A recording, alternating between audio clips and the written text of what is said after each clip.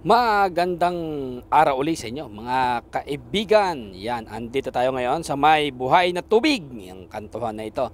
At galing ako ngayon sa may patindig araw. Yan, at kumaliwa tayo ngayon dito sa may buhay na tubig. At ang lugar na ito ay palabas ng Paliko, Imus. Puntahan natin ang construction ng EG&E. At doon tayo magbubuhos. Ayan. Ito nga pala ginagawa dito sa may buhay na tubig na ito, na tulay, ay yung patawid sa Tansanluma. Ayan. At ngayon ay pupuntahan natin yon. Ito nga pala yung daan na yon. At papunta tayo ngayon doon sa may basketball court kung saan dati ginawa yung vaccination center dito sa may Imus. Yun, doon lang po tayo sa may gilid noon pupunta.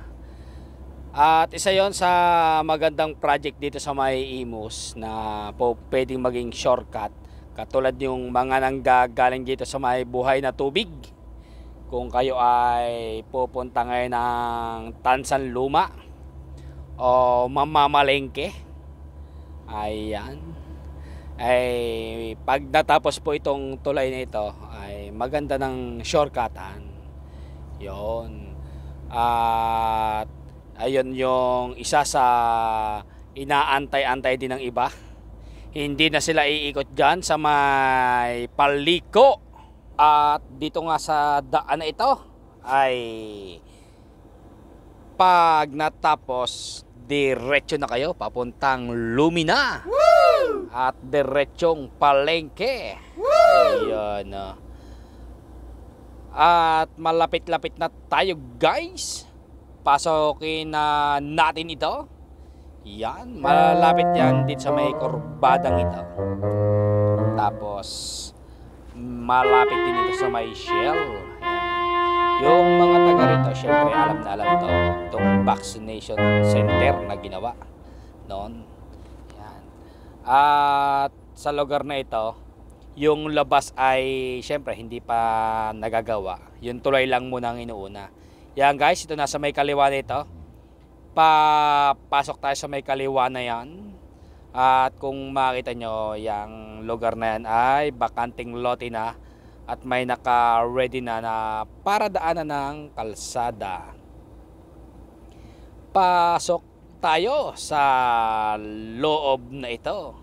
Dito po ginagawa yung isang shortcut na tulay. Marami pa rin na shortcut dati dito dahil meron dito ang hanging bridge. Wow! Mamaya pakita ko ulit sa inyo yung hanging bridge, kung saan nag-shortcut yung mga tao dito. Tapos sasakay na lang sila ng tricycle papunta dyan sa may palengke. Yan. Kasi malayo nga naman kung iikot pa sila do sa may kanto ng Paliko. Yun, no. Sa lugar na ito yan, sa may kaliwa pong yan, dyan tayo aatras.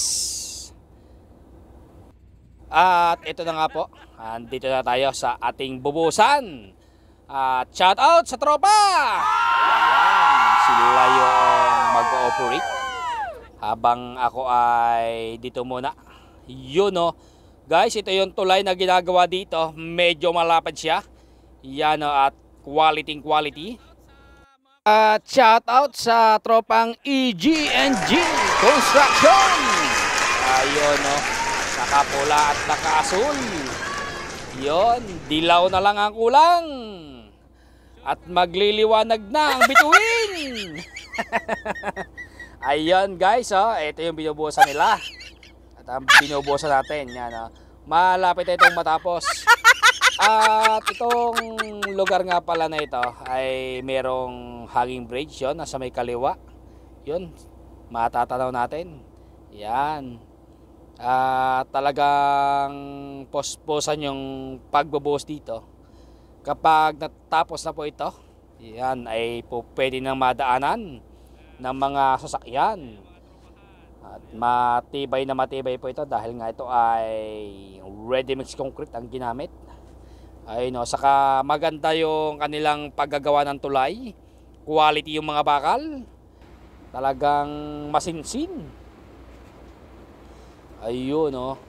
Talaga naman. Kahit kainitan po ng araw, katerikan, ay talaga namang diretso pa rin ang ating mga tropa sa paggagawa dito.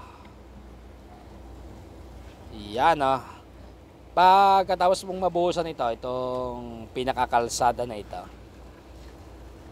yang nasa may kaliwa namang yan, ay yan yung yung hanging bridge. Yun no, na yun yung dating sino-shortcutan nila. Yan. At kapag ka nga po natapos tong lugar na ito, maaring hindi na sila dumaan doon, dito na. Para hindi na sila mahilo doon sa may hanging bridge pagka gumagalaw. Pagka dumadaan po doon. Ayan o. At ayan. Talaga naman. Yung ating pagbubuhos, malapit na. At daanan nga natin itong hanging bridge. Yun no, at shout out kay Kuya na nakabisikleta. Yan, at makasabay natin sa pagdaan dito. Yan, kung makikita nyo habang dumadaan si Kuya, ramdam na ramdam talaga dito yung pagkalog. At palagay ko nga parang ako'y mahuhulog dyan sa kabila. Ayan, sinundan ko si Kuya kasi hindi ko alam kung saan ito lumalabas, itong daan na ito. Ayan, tingnan natin kung saan ba ang palabas nito. Ayun, tingnan natin kung nasasaan ba. Ayan, dito siya dumaan sa lugar na ito. Medyo masikip nga lang talaga at daang tao lang. Ayan siya oh. Ito pala yung daan na ayon. Ayan, ito lang pala yun. Palabas na ito. Shout out Kuya, salamat. Ayan, andito ngayon tayo sa may kabila. Dito rin pala ang labas na yon, yung daan na yon, sa may kabila ng kalsadang ito laang. Akala ko'y merong ibang lalabasan ay. Ayan, malapad na. Matatapos na ang lugar na ito. Ayun no. Ang ganda pala sa lugar na ito kapag ka natapos na. Ayan no. Talaga naman. At kitang-kita yung hanging bridge na yan. Oh. At yung mga nakasampay. Uy. Yun, malapad. At paglabas ay eto na. Tricycle na. Maaaring itong tricycle na ito ay mag-adjust na. Dahil bukas na nga ito, pwedeng madaanan na. Oh. Ayan oh. Kita nyo naman yung mga tricycle driver natin. Yan, ito lang pala yung terminal nila sa lugar na ito. Yun. At kapag ka natapos na ito, yan, dire-diretso na. Makakapaghatid na sila ng diretso siguro dito. Papuntang buhay na tubig. Ayun oh. At yan yung area. Malapad din naman yung kalsada palabas, kaya kitang-kita rin itong daan na ito. Ayan, yan lugar na yan. Yan na po yung lumang tansa. Yan, yan lugar na yan. At itong kabila naman ng tulay ay buhay na tubig naman. Ayun. Yan, zoom natin ng konti para makita natin. Yan, paradahan ng tricycle. Hop. Ayun, ang mga tropahan. Wala pang pasahero. At nandiyan yung mga bakal sa may lugar na yan. At sa sunod, pagkatapos naman ito, kalsada naman, palabas dyan. Ayun, balik naman ulit tayo. Ayan. At sa pagbalik natin, daanan ulit natin itong hanging bridge. Yun.